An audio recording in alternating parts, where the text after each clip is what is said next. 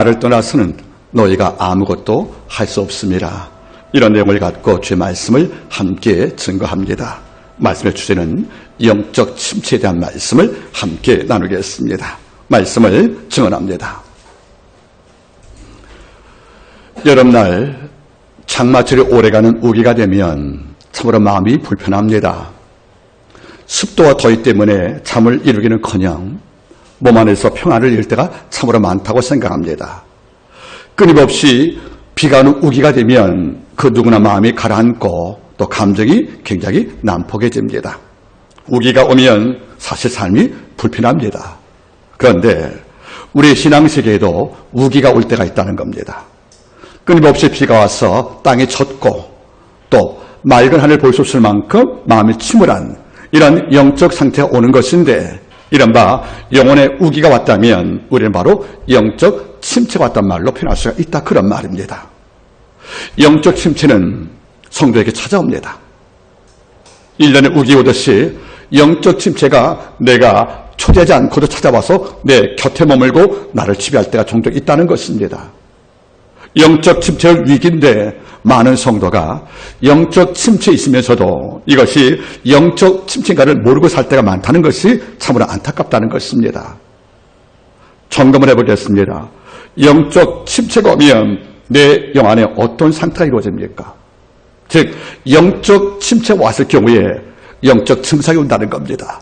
그 첫 번째가 무엇입니까? 이것은 감사함의 상실이 온다는 겁니다. 어느 순간부터 입안에 감사의 언어가 끝나는 것이에요. 감사가 멈추니 찬양이 소멸되겠지요. 다시 말하면 하나님 앞에서 내가 지켜야 할 감사의 은혜, 그리고 찬미의 아름다운 제사들, 이런 많은 것이 어느 순간 내 삶에서 사지가 없다는 것이에요. 밤에 잠을 잘 때 하루에 있었던 모든 일을 복귀하면서 불만과 원망은 있을지언정 이 과정 가운데 주가 오시어서 이 고비를 이김을 주시고 때로 피할 길 만드신 이런 아버지의 섬세한 일하심의 마음의 경험이 안 되는 거예요. 이러니까 기분 나쁘고 상처받는 것만 기억이 나지 아버지가 내 삶에 이루신 그 아름다움에 대한 것들이 마음속에 각인이 안 되는 거예요. 어느 순간 입에서 하나님 감사합니다, 또는 그분이 참 내게 고마운 존재구나, 이런 감사와 고마움이 내 언어 가운데 끝났으면 이미 영적 침체가 위증이 왔다는 것을 기억하기를 바랍니다. 이것만이 아니에요. 영적 침체가 주어지면 두 번째 어떤 현상이 마음속에 찾아오냐면 실증이 옵니다. 영적 가치에 대한 실증이 온다는 거예요. 이러니까 예배에 대한 실증, 기도의 삶에 대한 실증들, 남을 섬기며 겸사하고자 하는 이런 거룩한 열정과 이런 모든 소망이 실증되어서 멈춰 있다는 거예요. 여러분, 실증은 무서운 죄입니다. 무서운 병이라는 거예요. 거룩한 주일 되었습니다. 당연히 마음이 설레야 됩니다. 하나님 만나가는 시간이거든요. 그분이 공급하신 은혜를 통해서 내가 사는 시간이거든요. 구원받은 백성이 구원의 그 사건과 그 고백을 하나님께 드리는 현장이 바로 예배란 말이에요. 이런 까닭에 하나님께서 날 초대했습니다. 수고하고 무거운 짐을 지었느냐, 내게로 오라, 내가 너를 쉬게 하겠다. 이런 영혼의 안식과 평강을 맛보는 이런 거룩한 초소의 예배가 주어져도 우리의 마음속에 설렘과 요동이 없다면, 예배가 실증난다면, 하나님께 찬미하는 모든 거룩한 행위가 실증나서 이것이 어저 흥미가 없다면 이건 무슨 병 아니겠습니까? 옥중 바울과 실라는 탈옥 아닌 탈옥을 했습니다. 빌보 감옥에서. 그때 옥중 바울과 실라가 감옥을 나오게 되어서 지상에 올라온 그 힘이 간수를 매수한 게 아니에요. 무기로 싸워서 여러분들 탈옥을 한 게 아닙니다. 저들이 밤중 되매 바울과 실라가 기도하고 찬미하니 옥중에 있던 죄수였던, 매를 맞고 착고에 지어서 육이 무너졌던 이런 상처와 아픔 속에서도 바울과 실라가 뭘 선택을 했습니까? 기도와 찬미를 선택했다는 거예요. 그게 실증나지 않았다는 거예요. 매를 맞았으면 하나님 뭐 하셨지? 왜 날 보호 못했지? 이런 원망이 있을 것이지만 이것을 다 눌러버리고 오히려 하나님을 찬미와 기도할 때 하나님께서는 지진을 동반시켜서 옥문을 열었고 결국 간수가 회심을 했고 모든 죄수가 참회를 들었고 빌립보에서 교회가 탄생 안 했습니까? 잊지 마세요. 어느 순간 예배 실정, 더 나가서 말씀을 듣기에 실증을 내고 있다면 이보다 중병이 없다는 것을 잊지 말기를 바랍니다. 늘 저는 부끄럽지만 제게 묻고 있답니다. 하나님의 말씀이 지금도 묵상할 때 달게 느껴지느냐 제가 저한테 묻는 거예요. 예배를 드리면서 하나님의 임재를 경험하고 즉 일상에서 하나님의 부재 때문에 고민했다가도 예배 아버지의 임재를 경험하면 즉 신앙은 하나님의 임재와 하나님의 부재 싸움 아니겠습니까? 아버지가 없어버리는 부재 속에 살다가 죽기 나올 때 예배 중에서 아버지가 임재하면 그때 춤을 안 추겠습니까? 그런 놀라운 말씀 듣기, 예배하기, 기도하기 이런 많은 것들이 내게 실증이 왔다면 이보다 큰 병은 없다고 생각을 합니다. 이런 상태에 있다면 이미 우리 영혼은 영적 침체에 깊이 빠져있다는 것을 인정할 수밖에 없다. 그런 말이지요. 셋째는 어떤 것입니까, 여러분들? 셋째는 영적 의무를 소홀히 해도 마음속에 부끄러움이 없는 거예요. 우리는 주께 받은 은사와 직분이 있습니다. 이런 많은 것을 소홀히 해도 내 마음속에 어떤 꺼리낌이 없는 거예요. 죄송함이 없는 거예요. 아버지 앞에 송구함이 없다는 것이 아니겠습니까? 바울은 빌립보서 1장 20절 이하에서 말씀을 읽었습니다. 내가 아무 일이든지 부끄럽지 아니하며 바울이 제일 마음에 담은 것은 부끄럽지 않게 사는 거였다는 거예요. 물론 이 말은 도덕적으로도 부끄러움이 없어야겠지만 더 나아가서 아버지가 내게는 은혜가 얼만데 여러분 놀라운 게 있습니다. 아버지가 우리에게 베푸신 개인의 은혜를 느끼는 깊이만큼 하나님께 충성하더라는 거예요. 상을 많이 받은 자가 상을 많이 하는 것처럼 아버지가 내 삶에 베푼 은혜를 매일매일 감지하고 이거 직감을 하고 이 깊이에 감사하는 그 분량만큼 하나님께 감사하고 찬양하고 충성을 다하는 것을 우리가 발견하지 않습니까? 여러분들 하나님께 맡겨준 그분이 맡게 하시는 의무가 있습니다. 그 자리에 내가 없다면 가끔 좀 누려볼 때가 있어요. 주께서 바울의 고백처럼 우리를 충성되게 모셔 직분을 맡긴 것이 아니겠습니까? 아버지가 충성을 구하고 있다는 거예요, 여러분들. 이런 어느 순간에 우리는 내가 맡은 자리, 내가 있어야 할 공간, 내가 지켜야 할 영적 의무들, 이런 많은 것들이 하나님께 주어진 요청 사항인데 이것과 별개로 세상 그것이 무엇이 좋은지 거기에 마음을 다 두고 있어 우리의 마음을 주님보다 다른 것에 빼앗기고 산다면 하나님 모습도 얼마나 마음이 슬프시겠습니까? 오늘 오전에 제가 기도 안 했습니까? 아버지, 오늘 이후로 하나님께서 싫어하는 거 하지 않겠습니다. 아버지가 좋아하시는 거 해준 것도 벅찬데 정말 아버지가 싫어하는 것을 하지 않겠다는 말을 고백을 왜 하는 것이냐면 주가 주시는 은혜가 헛되지 않게 만들기 위해서 이런 마음을 갖는 것이 아니겠습니까? 영적 침체가 이렇게 무섭다는 겁니다. 종합적으로 여러분들 영적 침체에 빠지면 감사와 찬미가 소멸되고 그리고 말씀과 예배와 이런 거룩한 가치에 대한 열정과 모든 갈망이 자꾸자꾸 식고 굳어지고 더 나가서 여러분들 맡긴 영적을 소리도 마음에 꺼리낌이 없다는 거예요. 이 결과 어떤 결론 나오냐면 따라하세요. 영적 침체에 빠지면 하나님 앞에 머무는 시간이 점차 작아진다. 적어지는 거예요. 아버지 앞에 오래 있지 못하는 거예요. 골방에 머무는 시간들 점차 작아집니다. 점차 적어집니다. 그리고 말씀을 읽는 시간들이 점차 축소가 됩니다. 더 나가서 찬미를 들리면서 여호와께 충성을 다했던 이런 모든 땀방울이 이제는 굳어버려서 더 이상은 우리의 몸에서 주께 충성을 다했던 흐르는 이런 거룩한 땀이 없다 그런 말이에요. 여러분들 영적 침체는 우리를 이렇게 초라하게 만든다 그런 것이 아니겠습니까? 그러면 영적 침체를 누가 빠지는 것인가? 우리만 그렇지 않는 거예요. 성경을 바라보시면 하나님께 크게 쓰임받은 종들도 가끔 영혼에 우겼던 영적 침체를 만난 기록이 너무도 많이 납니다. 먼저 모세를 바라보세요.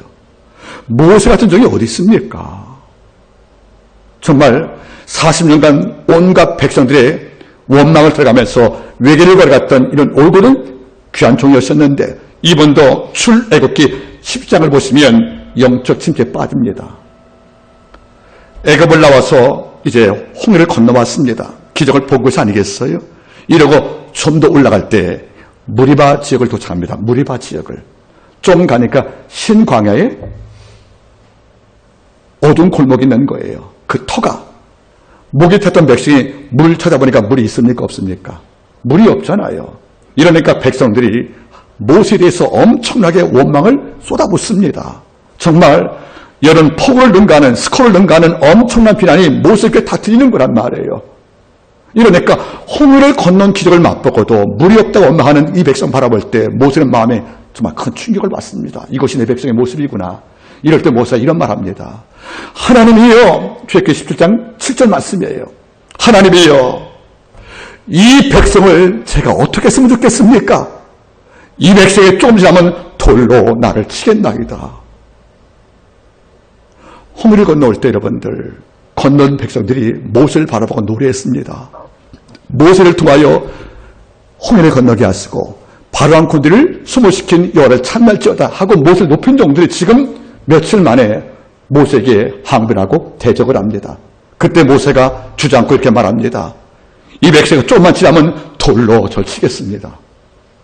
모세는 큰 절망을 경험한 거예요. 이럴 때가 있다는 겁니다. 또 엘리야 바라보세요. 열왕기상 19장을 바라보서 우리가 알잖아요. 아합과 싸워서 불내렸고요. 갈매산에서. 결국 850명의 이방 예언자를 제거할 만큼 전국을 올렸는데 백성들은 아합 전공을 맞서 싸우지 않는 거예요. 이미 여호와의 제물에 불내리어서 하나님께서 참심이 증명되었지만 가짜신을 믿었던 아합 전국을 바라보고 이 백성은 꿈쩍도 않는 거예요. 바알과 여호와 사이에 참신이 증명됐지 않습니까? 그러면 목숨을 걸고 가짜신을 백성한테 선포하는 아합 정권을 타도하는 것이 마땅한데 이 백성이 침묵하자 엘리야가 절망합니다. 이런데 또 하나의 소식이 들려오는 거예요. 아합 정권의 배우였던 그 바알 신앙을 쳐부순 그 엘리야를 향하여 분개했던 바로 아합의 아내 이세벨이 하는 말이 뭐지요? 전가를 보내요. 내 이맘쯤 되면 네가 기돈 신학까지 죽였던 바알 예언자 똑같이 운명처럼 내가 너 죽여버릴 거라고. 이걸 겪고 나니까 그 다음 말이 뭐죠? 엘리야가 형편을 살펴보고 도망가되. 여러분, 홀로 850명과 싸웠던 그 당당한 단기 필마 여러분들, 그 예언자가 도망을 칩니다. 여기서 안 끝나요. 로덴나무에 앉아서 죽기를 간청했대요. 여러분, 우리가 16장, 17장에 봤던 그 엘리야와 19장의 엘리야 모습은 너무도 상반되지, 여러분들. 뭐가 왔다는 것입니까? 바로 절망이 왔다는 거예요. 그래서 주저앉고 죽기를 간청하는 것이 바로 엘리야 모습 아니겠습니까? 이것도 바로 영적 침체 첨단입니다. 또 요나 바라보세요. 이방 땅에 최초로 요나가 파송되었습니다. 니네 땅에. 이런데 도망을 쳐요. 하나님이 그를 폭풍을 만나게 하사 큰 물고기 뱃속에 들어가게 하시고 그 속에서 물고기 신학교 그 배에서 참여할 때 육지의 요나를 토하게 하사 말씀을 증거할 때 이 백성 전부가 회개 안 했습니까? 이 다음에 4장을 바라보니까 자기는 말씀을 증거만 했는데 이 백성이 회개하여 이스라엘 백성이 니네가 멸망 안 당하니까 4장 1절에 요나가 이렇게 기도합니다. 요나가 심히 싫어 노하여 기도하되 하나님이여 이건 말도 안 된다고요. 결국 요나가 주저앉고 또 영적 침체에 빠진다는 것이에요. 여러분들 돌아보겠습니까? 영적 침체에 왜 빠졌습니까? 모세는 사랑하는 사람한테 상처를 받은 거예요. 내 백성한테. 엘리야는 하나님에 대해서 뭡니까? 뜻이 안 될 때 실패해서 절망한 겁니다. 요나는 하나님을 오해한 거예요. 자, 그러면 영적 침체가 어떻게 하는 것입니까? 첫째는 사람한테 실망을 떠오는 겁니다. 상처받을 때. 이게 오래 간다는 거예요, 여러분들. 내가 아끼던 사람이 나를 배신하고 나에게 여러분들 대적을 합니다. 내가 믿은 자가 나에게 고통을 주었습니다. 이럴 때 여러분들 모세가 상처받은 것은 영적 침체가 옵니다. 엘리야는 이스라엘의 여호와의 종교 회복을 기도했지만 결국 백성이 돕지 않기 때문에 엘리야 꿈이 좌절된 거예요. 꿈이 좌절된 겁니다. 이럴 때 여러분들 영적 침체가 옵니다. 다 같이 여러분들 하나님 오해할 때 이와 같이 하나님의 뜻은 이방인도 회개시켜 내 백성을 만드는 것인데 나는 이방인은 멸망당하여 이 땅에 전쟁 없는 것이 평안을 갖다는 뜻이에요. 근데 아버지가 이방인을 회복시키니까 이게 내 뜻과 다르지 않습니까? 결국 하나님을 오해한 거 아니겠어요, 여러분들? 이러니까 영적 침체가 이렇게 다양한 방법으로 올 수가 있다는 거 아니겠습니까, 여러분들? 그런데 영적 침체의 근본적 이유가 있습니다. 이것이 바로 오늘 말씀이라는 거지요. 나를 떠나서는 너희가 아무것도 할 수 없습니다. 영적 침체의 가장 근본적 이유는 우리가 하나님 관계에 실패했다는 겁니다. 우리가 가지가 되어서 나무에 붙어있지 못하고 분리가 되어서 하나님과 함께 있지 못했기 때문에, 즉 예수의 표현대로 우리가 그분 안에 거하지 못했기 때문에, 아니면 붙어있으나 전보다 더 결속력이 약하기 때문에 우리의 삶 속에 영적 이반이 왔고 이것 때문에 실패가 왔다는 것을 잊지 말기를 바랍니다. 바꿔 말하면 영적 침체의 제일 큰 이유는 하나님과 내 사이의 관계가 따라왔어요. 하나님과 나의 관계가 너무나 느슨해졌다. 결속력이 없다는 거예요. 이런 극단적인 예로 죄송합니다. 먼저 사과를 드리겠습니다. 꽤 오래전에 여러분들 지방을 다녀왔답니다. 다녀왔는데 경부선을 질주할 때 보통 우리가 100에서 120을 우리가 보통 속도를 내지 않습니까? 우리 앞에 가던 한 덤프 트럭이 출발한 상태에서 얼마 후에 전복되었습니다. 그리 과속은 아니었어요. 이는 전복되어서 여러분들 가드를 받았고 아마 사상자가 있다고 생각합니다. 전 지나왔기 때문에. 뒤늦게 제가 보도를 통해서 내용을 들어보니까 덤프 트럭을 움직이는 바퀴의 볼트가 풀렸다는 거죠. 여러분, 공업사에 가면 자동차를 바퀴를 간 다음에 볼트를 고정할 때 손으로 하지 않습니다. 기계로 합니다. 엄청나게 강하게 돌려서 고정을 시키는 것. 이게 느슨하면 주행할 때 큰 사고 나거든요. 다시 말하면 볼트와 그 자동차의 휠이 접촉할 때 볼트가 완벽하게 결속이 되어서 이걸 붙잡지 못하면 속도의 경우에 이완되어서 바퀴가 빠지는 것이고 차 위에 놓는다는 것이 아니겠습니까? 마찬가지라는 거예요. 붙어있다고 다가 아니라는 거죠. 얼마큼 단단하게 그리고 견고하게 결속되었는가. 이게 중요한 것인데 우리는 교회를 나오니까 주를 지키니까 주 안에 있다고 착각할지 모르겠지만 주는 이 정도로 하는 것이 아니란 말이에요. 너와 내 사이의 관계는 좀 더 밀착된, 결속된, 그리고 연합된 이런 관계를 얹고 있다는 것이 아니겠습니까? 이 말인 거예요. 네가 왜 실패했느냐? 왜 영적 감사가 떨어지고 왜 죄한 사망하는 마음에 죽었고 열정도 사라지고 더 나가서 의무도 소리하고도 마음에 꺼림이 없더냐? 이것은 다른 것이 아니다. 어떤 환경도 있겠지만 위협의 요인이 있겠지만 모세기는 자기 백성들 이런 오해했던 것이고 그래 엘리야는 꿈이 안 되어지는 설망도 있겠지만 이것보다 근본적인 이유가 있다는 겁니다. 이것은 너희가 나를 떠났다는 겁니다. 나의 관계가 이완되었다는 겁니다. 오늘 주님은 이 말씀을 남겨주었습니다. 오늘 이 말씀을 통해서 진정한 교훈을 몇 가지 얻기를 소망합니다.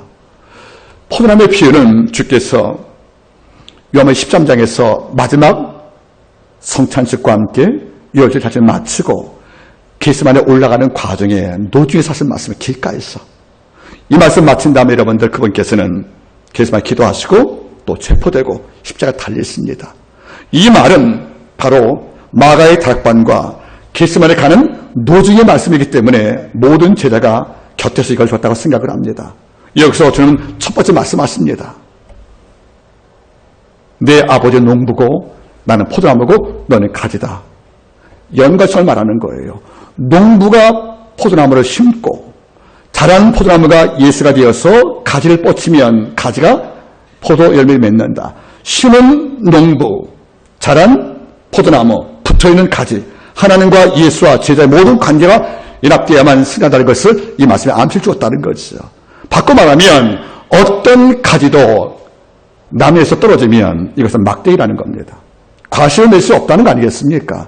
이 말은 무슨 말이에요? 앞으로 주께서 십자가에 달리기 전에 겟세마네에서 체포 안 됐습니까? 이때 제자가 더 어떻게 했습니까?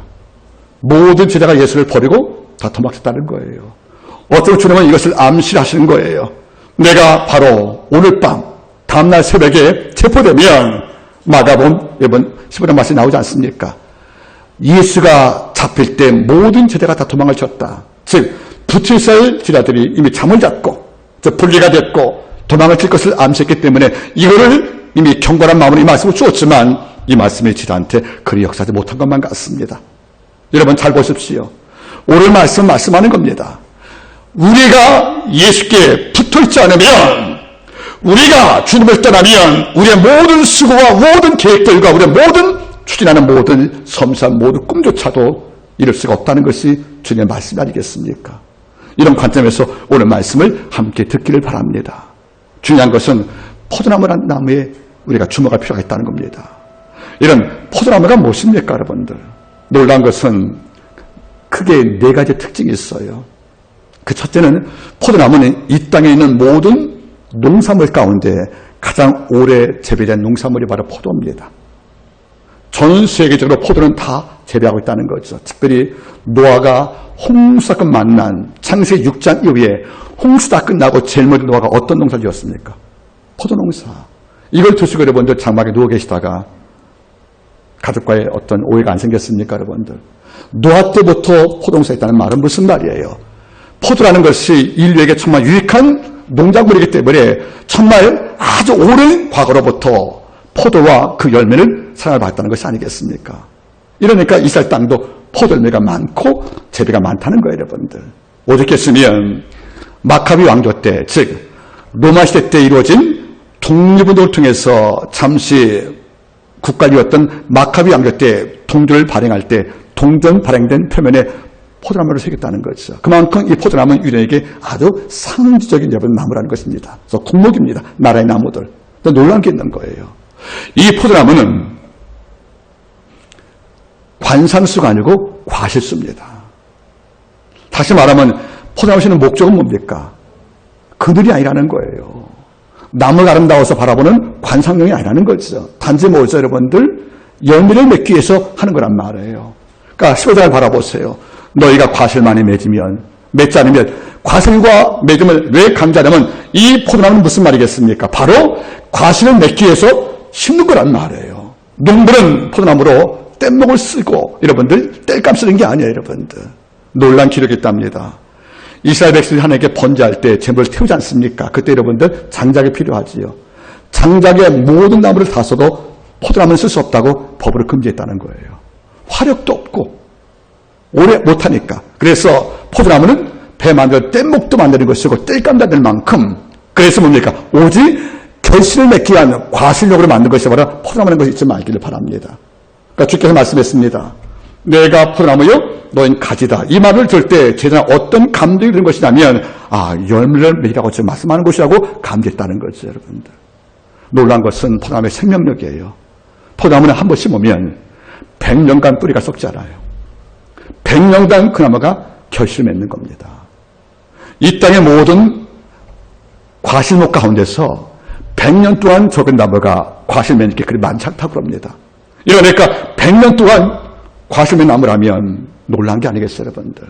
더 무서운 것은 나무 하나당 가을에 추수할 때 나무 한 그루당 40kg의 포도 과실을 맺고 있다는 거예요. 40kg. 그러니까 포도 농사만 잘 지어도 1년 소득을 다 채운다는 것이 모든 자의 관심이었다는 거 아니겠습니까? 이런 까닭에 농부들은 포도나무 심은 다음에 더 많이 맺기 위해서 3년부터 5년까지는 여러분 계속 가지를 잘라버리는 거예요. 열 맺지 못하도록. 일찍 맺으면 품종이 안 좋으니까 3년 동안은 과일을 따지 않습니다. 계속 과일 맺이까지 잘라버리는 거죠, 여러분들. 잘라서 5년간 자란 다음에 6년째부터 여러분들 포도를 거두면 그 포도의 당도와 결실이 아주 극상이 나는 거 아니겠습니까? 이러니까 농부를 심은 다음에 6년 동안은 열매 맺지 못하는 거예요. 인내로 기다리는 것이 아니겠습니까? 그만큼 포도나무는 귀하고 아름답다는 거예요, 여러분들. 문제는 그 포도나무를 끌어와서 주께서 주님과 들의 관계를 소멸했다는 말이 중요한 것이 아니겠습니까? 이거를 알던 제자는 긴장을 합니다. 포도나무? 아는 것이거든요, 여러분들. 이런데 말씀을 통해 주게 3가지 교훈을 말하겠습니까? 첫 번째 교훈은 뭡니까, 여러분들? 내 곁에 있는 자는 두 종류가 있다. 하나는 과실을 맺는 가지와 과실을 맺지 않는 가지가 있다고 말씀하는 겁니다. 자, 말씀 바라보십시오. 15장 2절 무릇 내게 있어 과실을 맺지 아니하는 자는 아버지께서 이를 제하여 버리시고 무릇 과실을 맺는 가지는 더 과실을 맺게 하려고 이를 깨끗게 하신다. 여기서 주께서는 대조하십니다. 대비하시는 거예요.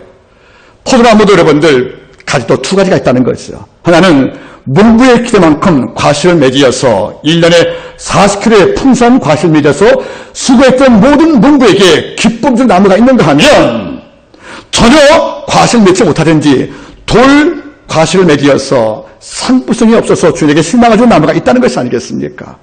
문제는 과실 맺지 못하는 나무에 대해서 취한 농부의 태도예요. 잘라버리나니. 맺는 과정은 더 맺게 하려고 벌레 잡아주고 잎사귀 뜯으면서 더 아꼈다는 것이 아니겠습니까? 저는 이 본문을 읽을 때마다 마음속에 죄송한 마음이 참 많답니다. 주께서 포도나무고 난 붙어낸 가지예요. 뿌리를 끊임없이 양분을 공급해서 우리의 결실을 요구하고 있습니다. 즉 나무 자체도 결실 맺으면 아름다울 것인데 주는 말씀하시는 거예요. 내 곁에 있다고 모든 가지가 다 과실 맺는 것은 아니더라. 내가 바라보니까 가루 유다같이 나를 배반하듯 대마같이 날 떠나가듯 다시 말하면 이 땅의 삶에서 주 안에 오래 있었지만 그리고 주의 말씀을 듣고 수없이 예배했지만 어떤 성도는 농부이신 아버지가 포도나무이신 예수가 주신 은혜의 분량만큼 과실을 맺지 못하여 농부와 포도나무에게 상처를 준 성도가 있다 그런 말입니다. 하나님은 우리에게 열매를 요구하십니다. 믿는 성도가 진짜 은혜 받았다는 것은 무슨 말입니까? 참 은혜 받으면 삶 속에 내적 변화가 온다는 것이에요. 이것이 바로 열매입니다. 포도나무에는 눈에 보이는 가상적인 여러분들 열매가 있겠지만 우리는 상징된 가지니까 이것은 내적으로 품성의 변화를 말하는 것이 아니겠습니까? 여러분들 주 앞에 나오신 지가 얼마 되었습니까? 그러면 우리가 농부가 기대하시는 하나님을 기대하시는 포도나무가 우리한테 요구하는 이런 과실을 맺지 못하면 아버지가 날 지인단 말은 무슨 말이에요? 잘라버려서 막대기 취급하고 길거리에 버려서 불태운다는 것이 아니겠습니까? 슬픈고 무서운 말씀이에요. 여러분 여쭤보세요. 나는 그리스도가 요구하는 삶의 결실을 열매를 맺고 있는가 한번 질문 한번 해보시겠습니까? 우리 여쭤볼 거예요. 어떤 열매 말하는 것인가? 오늘 사도 바울이 로마서 12장 2절 말씀에 암시를 주었습니다. 너희는 이 세대를 본받지 말고 오직 마음을 새롭게 함으로 변화를 받아 하나님의 선하시고 기뻐하시고 온전한 뜻이 무엇인가 분별하도록 하라. 아버지가 결실을 맺는 성도에게 요구하는 결실이 뭡니까 여러분들? 이것은 바로 이거예요. 이 세대를 본받지 말고 세상에 옳다는 가치가 하나님과 충돌되어지면 세상에 옳다고 하는 모든 논리가 말씀과 대치가 되면 이런 세대가 아무리 대세가 되어도 이 세대를 본받지 말라. 즉 닮을 꼴 되지 말라는 거예요. 세상은 억울할 때 복수하고 빼앗기지 않게 빼앗고 전쟁을 불사하고도 이익을 취하는 이런 모든 문화가 대세가 되고 이런 결과 설사 그가 앞으로 권력을 지냈다 할지라도 이것이 말씀과 상충되면 본받지 않는 겁니다. 우리는 그들과 다른 사람이란 말이에요. 지난주에 말씀해요. 다윗 그는 참 달랐다. 누구와? 사울과 달랐단 말이에요. 모세 섬의 신앙들 심을 저주할 때 저주를 하게 투락했던 바로 그 영성들 이건 뭔지 아십니까 여러분들? 그게 하나님 마음이었거든요. 따라하세요. 그리스도인은 하나님과 닮은 꼴이 되었다. 닮은 꼴이거든요. 이 슬픔 받지 말고 오직 마음을 새롭게 함으로 세상을 닮아가라고 유혹하는 모든 음성 앞에서 내 마음을 새롭게 해보는 거예요. 이건 아니라고. 그래서 마음을 새롭게 함으로 뭘 받아? 변화를 받아 컨버스 바뀌는 거예요. 다시 말하면 변화가 열매라는 겁니다. 예수 만나면 말의 표현이 바뀌는 거예요. 생각의 방향이 바뀌어요. 마음의 상태가 바뀌어요. 옛날엔 많은 복을 주어도 그냥 시큰둥했는데 지금 범사의 감사가 머리와 마음과 심장에서 꿈틀거리는 거예요. 잊지 마세요. 변화를 받아. 그 결과 성경은 두 가지 의미를 말씀하는 거예요. 에베소 5장 8절 9절 말씀. 너희가 전에는 어둠이더니 이제는 주 안에서 빛이라. 빛의 자녀같이 행하라.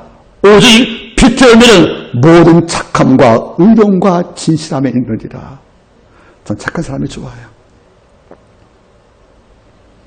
저도 우리 큰아이 작은아이 며느리를 볼 겁니다. 전 가장 중요하게 보는 곳이 하나 있긴 있지만 그건 다음에 이야기하고요. 저는 착한 사람이 좋아요. 다 화나잖아요.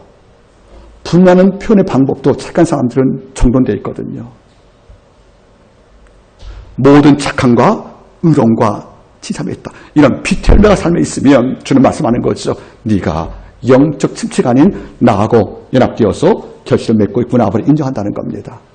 또 갈라디아서 5장 21절 20절 말씀에 성령의 열매가 있답니다. 우리 남성아재 여러분들 사랑, 희락, 화평, 오래 참음, 자비, 양성, 충성, 온유, 절제 이런 열매를 금할 법이 없느니라. 우리 몸이 가진 거예요. 우리의 언어에서 성령 열매가, 우리의 여러분들 행동에서 여러분들 빛의 열매가 맺혀지면 주는 말씀하는 겁니다. 네가 내 안에 있고 내게 붙어있다는 것이 아니겠습니까? 믿는 성도가 삶 속에서 이 땅 백성과 다른 차별점을 갖고 있지 않으면 도덕적 우위가 없다면 우리가 주가는 모든 복음을 그를 듣고 이렇게 말합니다. 그러면 엄청난 복음을 들은 너하고 나하고 무슨 차이가 있느냐고. 네의 도덕성이 아직까지 기독교 진리 모르고 교를 모르는 많은 백성들은 기독교를 평가할 때 우리의 삶으로 평가하는 것인데 우리의 삶의 내용물이 그들과 별로 차이가 없다면 오히려 그들과 못하다면 그들은 말하는 겁니다. 굳이 내가 믿을 필요가 있겠느냐고. 여러분 돌아보시기 바라겠습니까? 이 표현을 다시 합니다.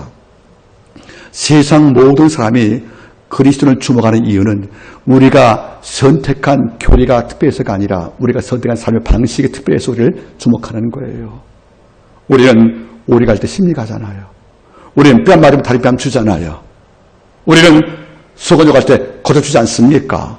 그들과 다른 방식이 있다는 것이 아니겠어요, 여러분들?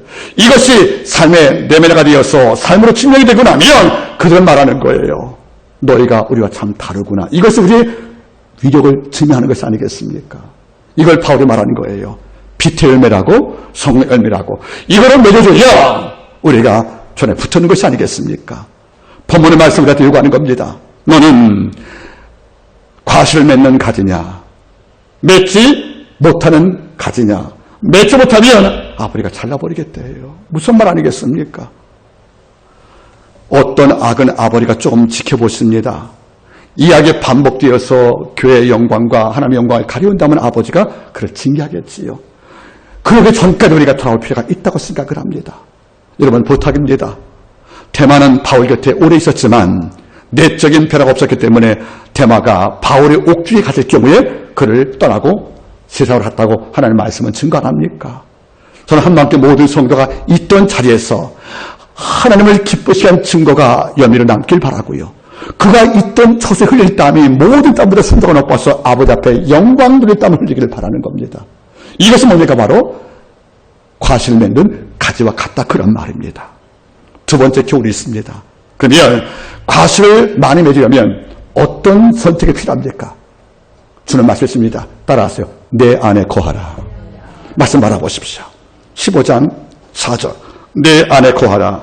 나도 너희 안에 거하리라.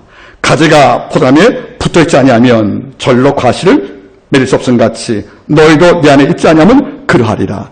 여러분들 15장에서 가장 많이 등장한 단어가 내 안에 거하란 말이지요. 7절 보세요. 너희가 내 안에 거하면. 5절 보세요. 저가 내 안에. 이 아이한 말이 뭐죠, 여러분들? 이건 굉장히 중요한 단어예요. 우리가 과실을 많이 맺으려면 주는 말씀하죠. 내 안에 거하라. 내 안에 집을 짓고 살듯이 정착하라 그런 말이에요. 여러분들 우리는 나그네지만 이 땅을 살 때 주님이 내 집이란 말입니다. 여러분 돌아보세요. 너는 내 안에 거하라. 거하라 말 뜻이 뭐죠? 스크란 말이니까 집을 지었단 말이 장막을 치고 산다는 말이거든요. 즉 하나님이 예수 그리스도가 우리가 머물 나의 처소하는 거예요. 거기가 내가 제일 좋은 장소예요, 여러분들. 여러분 여행 좋아하시지요? 여행 좋아하죠, 여러분들? 좋아요, 여러분. 다 좋은데 3박 4일 동안 여행한 다음에 집에 오고 나서 하는 말이 있답니다. 그래도 내 집이 좋다고. 사실 좋은 거 별로 없는데 더 이상 신경을 쓸 필요가 없는 것이고 비용 지출도 끝나는 것이고 이게 편하단 말이에요, 여러분들. 결국 아무리 좋아도 정상적인 분 같으면 내 집이 좋은 거란 말이에요, 여러분들. 마찬가지예요. 예수 안에 거하는 것을 내가 제일 좋은 집으로 알고 사는 것이 뭡니까? 열매를 맺는 첫 번째 이유라는 거예요, 여러분들. 우리는 근데 예수 안에 집 주고 사는 것보다 다른 곳에 있는 게 좋단 말이에요, 여러분들. 어떤 분은 예수님과 전혀 상관없는 장소들, 극단적인 예를 들어서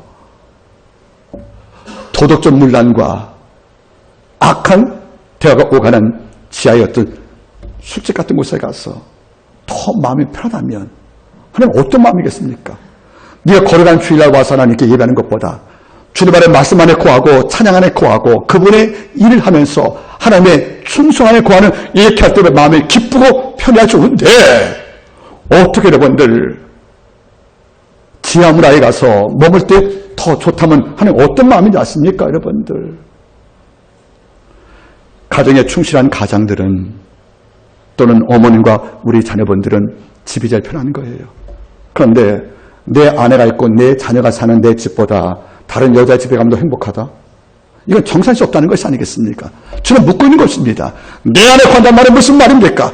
그리스도의 이름으로 선포된 모든 자리에 내가 있는 것이, 이런 자리에 오래 머무는 것이, 이런 자리를 내가 즐겨 찾는 것이, 이런 자리를 내가 정말 삼하는 것이 결실 맺는 힘이라는 겁니다. 여러분 교회 올 때 마음이 행복하셔야 합니다. 그게 주 안에 거하는 하나의 방법이거든요, 여러분들. 말씀을 통도하고 말씀에 머리를 콕 잠긴 채 묵상하는 그 순간이, 그 시간이 바로 주 안에 거하는 거룩한 시간 아니겠습니까? 여러분 기억할 필요가 있다는 거지요. 하나님 앞에 오래 머물러야 내가 사는 거예요. 그게 골방이든 말씀을 통도하는 토라의 시간이든 아니면 숨쉬을 다하는 우리의 땀방울 시간이든 내가 아버지 안에 거하는 하나님의 이름으로 있는 곳에 내가 거하고 여기 정착하는 것이 내가 즐거울 때 그 영혼이 사는 것이 아니겠습니까? 저는 그렇답니다. 성경을 펴는 그 순간에 오늘 어떤 말씀을 통해 주께서 날 찾아오실까 하는 기대감이 있는 거예요. 예배를 드리며 내가 말씀을 증거할 때도 그래요, 여러분들. 말씀은 제가 선포하지만 사실은 그 말씀은 제가 먼저 저한테 하는 설교 아니겠습니까? 제 속에 이런 시간이 너무 행복한 거예요. 그분 안에 거한다는 것. 즉 다시 말하면 하나님이 기뻐하는 어떤 일들과 시간들과 장소에 거하여서 그분과 결속하고 교제하고 나누고 그분과 대화하는 이런 모든 시간들이 우리를 살게 하는 힘이라는 겁니다. 주 밖에 있을 때 외롭단 말이에요. 곤고하단 말이에요. 솔로몬은 말합니다. 헛되고 헛되며 헛되고 헛되니 모두가 헛되도다. 그 다음 말이 뭐냐니까 해 아래 모든 수가 헛되다는 거예요. 해 아래 수는 뭐죠? 그리스도가 없는 세계를 말하는 거예요. 예수 없는 세계의 모든 헛됨이, 수고름이 헛되다 말을 왜 반복한지 아십니까? 결실이 없기 때문에 그런 겁니다. 여러분들, 가지가 나무에 붙어있는 것이 뭐죠? 나무의 안에 거하는 겁니다. 그래야 이 나무는 막대기가 아니라 가지가 되어서 결실 맺는 것이 아니겠습니까? 이런 부탁을 드리겠습니다. 마음을 바꿔보세요. 하나님 안에 거하는 삶을 사모하기를 바랍니다. 이런 사람이 나를 살리는 강력한 신의 그림을 알고, 예레미야서에서 예레미야는 이스라엘 백성이 심판을 앞둘 때 이런 말씀을 읽었습니다. 이 백성이 내 앞에 두 가지 죄를 범한다니 곧 생수의 끈을 나를 버린 것과 스스로 웅덩이를 판 것이다. 생수의 끈을 멀리하면 양과 목초와 사람은 죽는 겁니다. 생수의 근원에 머물지 않고 거기에 머물지 않고 버린 것과 하나님을 버린 다음에 뭘 팠다는 거예요? 웅덩이를 팠대 거기서 물 찾겠다고. 이게 헛된 수고란 말이에요. 하나님 자체가 생수인데 그를 만나면 내가 소생하고 그를 만나면 희망을 얻고 그를 만나면 내가 사는데 나를 살리고 나를 세우시고 나를 지키시는 이런 생수의 근원에 머물지 않고 혼자 우물을 팠다고요. 이것이 하나님께 분노했다는 겁니다. 하나님은 호세아를 통해서 말씀하신 거예요. 이 백성은 진실도 없고 인애도 없고 하나님 안에 지식도 없다는 말입니다. 뭡니까? 모두 관심이 주 밖에 있었다는 거예요. 하나님 왜 있다는 것이 아니겠습니까? 이러니까 이거 720년의 북쪽한테 멸망당한 것이 아니겠나 그런 말이에요. 여러분들 가족끼리 만나면 이런 고백을 하세요. 네 노력과 모든 수고가 의미 없다고 말하는 것이 아니다. 네 수고, 노력, 모든 계획이 하나님 안에서 하나님께 허락을 받을 때, 그분이 함께 동행할 때 이것이 결실맺는 것이 아니겠습니까? 여러분들 내 안에 거란 말을 주목하시기를 바라겠습니다. 세 번째는 주께서 놀라운 말씀을 주었습니다. 바로 나를 떠나선 너희가 아무것도 할 줄 없다는 엄청난 명령을 주었다는 거죠. 5절 말씀 보시겠습니까? 나는 포도나무여 너희는 가지니 저가 내 안에 내가 저 안에 거한 있으면 이 사람은 과실 많이 맺나니 그 다음 말이 빠졌지요. 헬라 오티. 왜냐하면 나를 떠나선 너희가 아무것도 할 수 없습니다. 나를 떠나선 너희가 아무것도 할 수 없습니다. 여러분들 저는 이런 고백을 한답니다. 하나님이 내 전부고 예수의 이름이 이 땅에 제 강력한 힘이라는 겁니다. 즉 우리가 하나님 안에 거하면 즉 하나님의 뜻과 그분의 약속과 하나님의 섭리와 하나님의 사랑 안에 온전히 거하여 그를 늘 기쁘게 하고 붙어 있으면 이것은 뭐죠? 저가 네 안에 거한단 말이에요. 그러면 나도 네 안에 거해주겠다. 조건부예요. 네가 날 떠나면 안에 거할 수 없다는 겁니다. 네가 내 안에 거하고 그 결과 내가 네 안에 거하면 너와 나 사이에 줄탁동시. 유정론 계란 속에 있는 병아리가 시간 되어서 부리로 계란의 안쪽에 툭 치면 이걸 듣고 밖에 있는 어미닭이 부리로 칠 때 계란 안에 있는 병아리가 부리로 치고 어미가 부릴 때 줄탁 동시가 되면 뭡니까 여러분? 바로 부화가 되는 겁니다. 줄탁 동시. 어미의 부리와 병아리의 부리가 동시에 부딪히면 계란이 깨지는 것이고 그 안에 병아리가 탄생합니다. 즉 내가 먼저 주 안에 거하고 그러면 주께서 내 안에 거하는 이런 동시에 사건이 벌어지고 나면 이 사람은 과실 많이 맺게 돼 있다는 거예요. 여러분들 이건 정언명령이에요. 예의가 없다는 겁니다. 왜냐하면 나를 떠나서 너희가 아무것도 할 수 없기 때문에 그런다는 거예요. 중요한 말입니다. 우리가 실패할 때 한 번쯤 이런 생각 안 해보셨어요? 나 혹시 하나님 관계가 느슨한 게 아닌가? 내가 잠시 멀어진 게 아닌가? 내가 혹시 다른 건 아니겠지만 그분께 좀 더 마음을 두지 못하고 혼자 문물을 찾기 때문에 이런 것이 아닌가 돌아본다면 저는 말씀할 것입니다. 맞다. 내가 네 안에 거하고 네가 네 안에 간 동시사건이 이루어져야 과실 많이 맺는데 네가 날 떠난 것이 아니니까 물어본다는 것은 굉장히 중요한 것이 아니겠습니까? 여러분 잊지 마세요.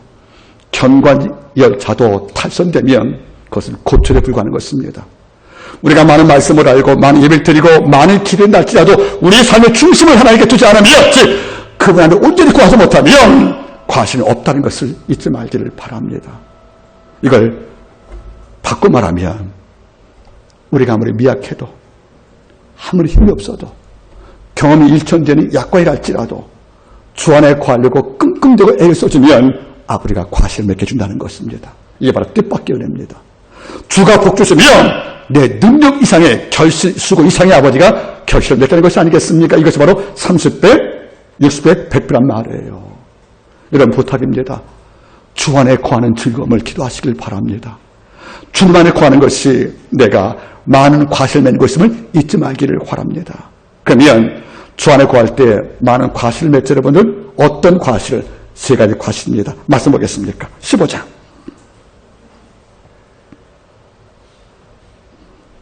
7절 너희가 내 안에 거하고 내 말이 너희에 거하면 무엇이든지 원하는 대로 구하라.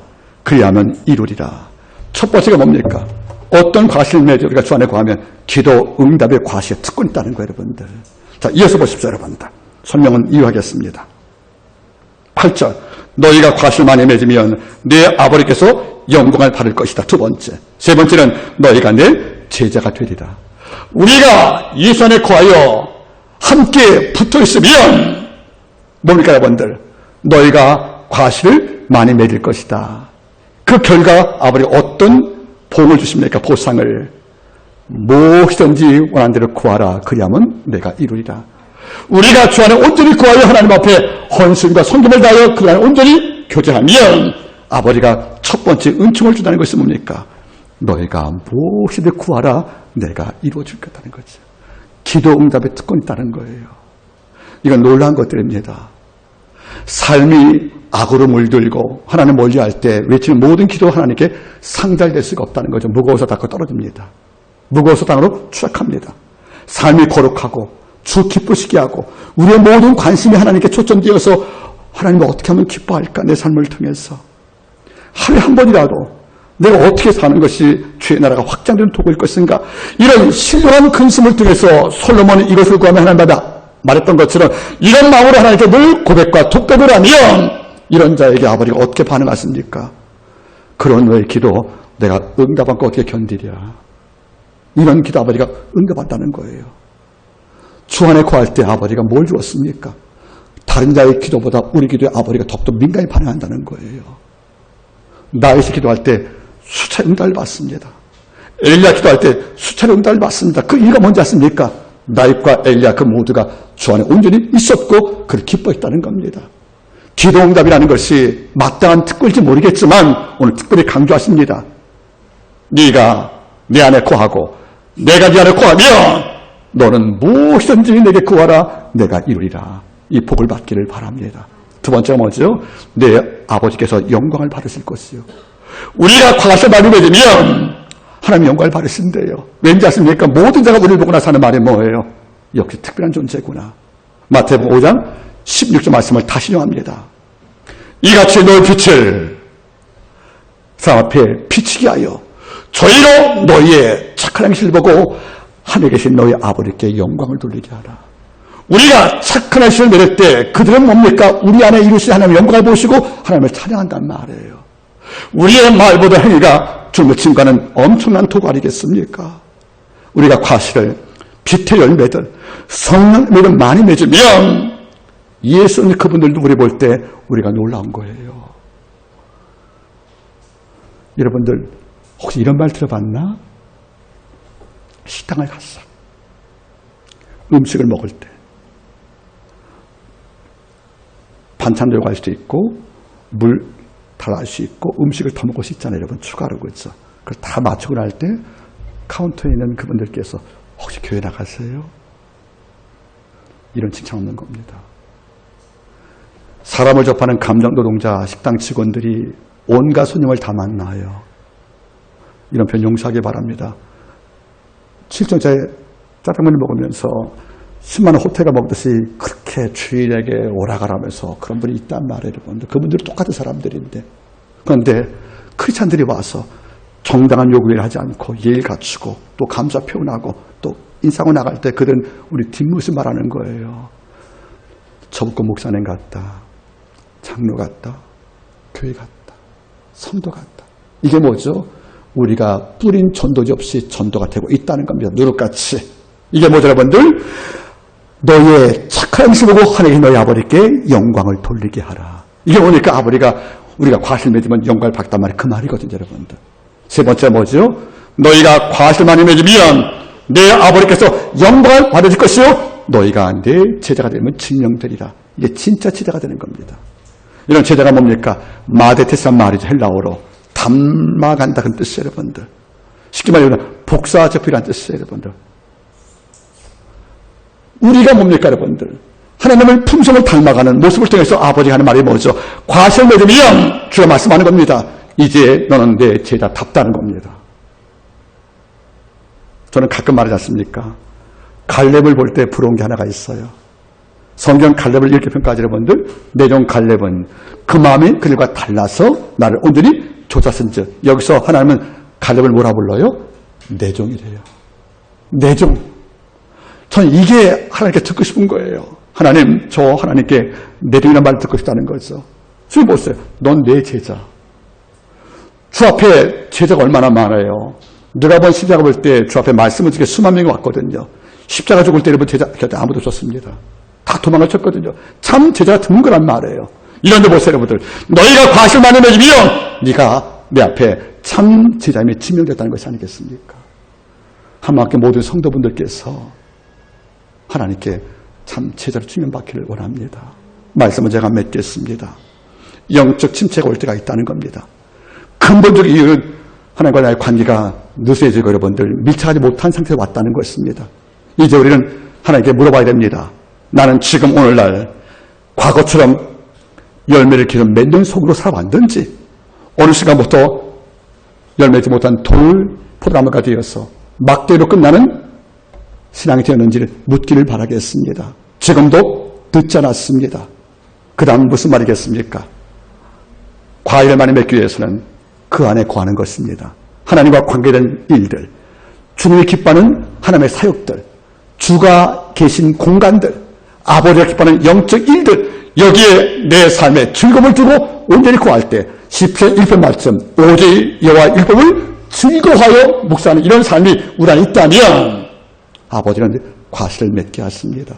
그리고 이런 맺는 자에게 아버지가 세 가지 은총을 주었습니다. 기도응답 내가 즉각 선포해 주마. 그리고 내가 영광을 받아 기쁘구나. 네가 내 죄로 증명되었구나. 이런 말을 듣는다는 것이 진정한 복이 아니겠습니까? 여러분들 이번 주간 결실을 많이 맺는 가지가 될지언정 떨어진 막대가 되어서 여러분들 쓰임받지 않기를 바라겠습니다. 충분히 승리하시고 복 있기를 주 이름으로 축원드리겠습니다. 기도하겠습니다. 하나님, 내 영혼을